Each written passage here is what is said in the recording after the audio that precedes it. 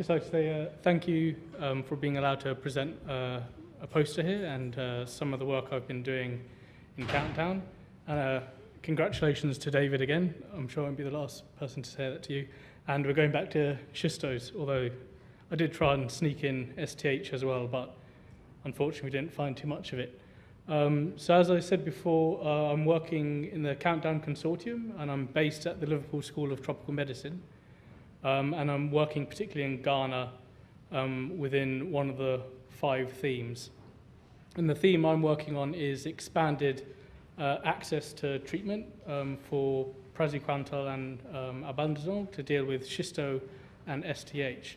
And this is a topic that's been touched on throughout the day. At the beginning, Professor Roy Anderson mentioned this, and also Professor Louis Albert as well. So the project is based in 3 communities in Ghana, in the Ga South District.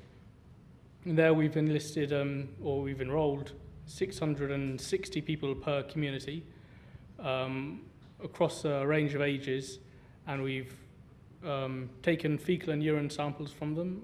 We processed them in the field with Kato cats and urine filtration, and then we treated the entire community, and the entire community numbered between 1,000 and 2,000 people. Of the fecal samples, we took about 15% from each community, and we then ran a qPCR multiplex assay, which targeted Schistosomiasis, the 2 hookworm species, Necator americanus, Ankylostoma duodenale, Strongyloides, Trichuris, and Ascaris lumbricoides. And so upstairs on my poster, I'm presenting the data, preliminary data, because we only got some of this data last week, showing the differences between the Kato cats in field method and the more advanced laboratory method, and also showing the distribution of the parasites between different age groups. I'll be interested to talk about improving diagnostics for schisto and STH in the field to improve control efforts, especially when you're getting down towards elimination settings where you've got very few cases and also low intensity as well. Thank you very much. Okay. Hi everyone.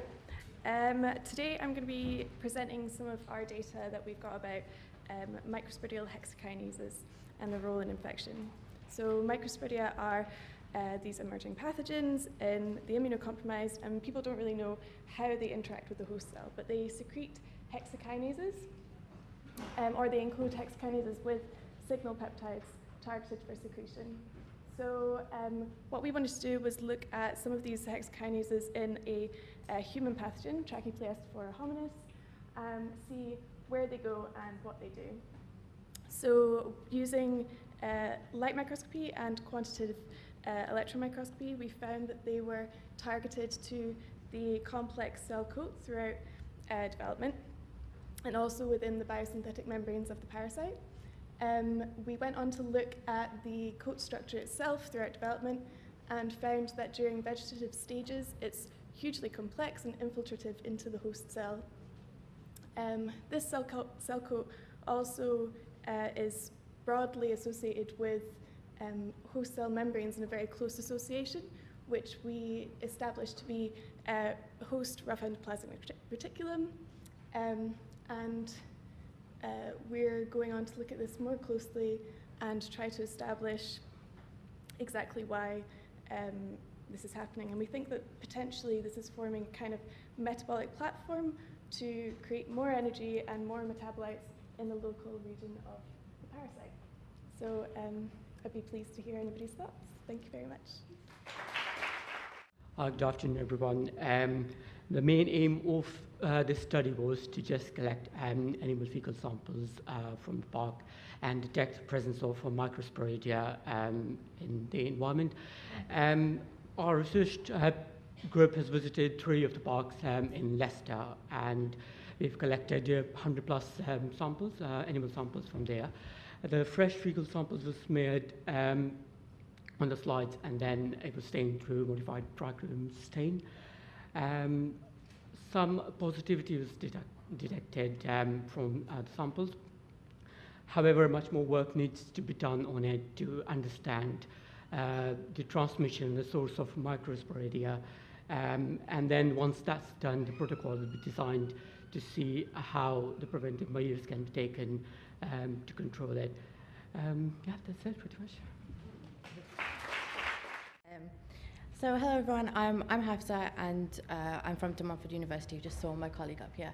So our research group looks at parasites in the environment in the UK, and one of the ones that we're looking at is Microsporidia, which is something that's looked at globally, but in terms of the UK and its prevalence in the environment and the impact on public health, there's not a lot of information around it. So my thesis is based on Microsporidia that are human pathogenic, and before I went further into the research, we wanted to actually look at to see if there was any ways of collecting it that were different to the literature that could just help be a more safe collection method, or and help with any cross-contamination that might occur. So we found that there were actually commercially available fecal concentration kits that are used clinically to detect ova and cysts, but not really for spores, which is the way Microsporidia presents themselves. So we tested some of these out, and we used, and they're quite a self-contained unit, and we found that actually they do work. It does, you can detect Microsporidia. Once you get to the last examination stage, you can then go on to stain it using the modified trichrome stain, and it works perfectly fine. We used 2 different fixatives, which I've explained in the poster, and we got the same results. So these could actually be used in the field, not just in the UK, but globally as well, and it might make for safer collection of samples. So thank you. Thank you. Good afternoon, everyone. So my project, this is an ongoing project from my master's project with the School of Tropical Medicine in Liverpool. And we were looking into whether we could use the eDNA to detect presence of schistosomes in the water environment. And this sort of, the idea came out from it's already been mentioned a few times here today, the Cabo River in Corsica. And we were wondering, we always detect those schistosomiasis outbreaks once there is an outbreak. So we were wondering, is there a possibility that we could actually detect the compatible hosts, the intermediate hosts, before there is an outbreak? And could we detect the schistosomes in the water environment before that? So what we did in Barón Bikoto is we collected few plastic bottles of surface water, and then we simply filtered those plastic bottles through a series of filters with 50 micron, 25 micron, and 5 micron mesh.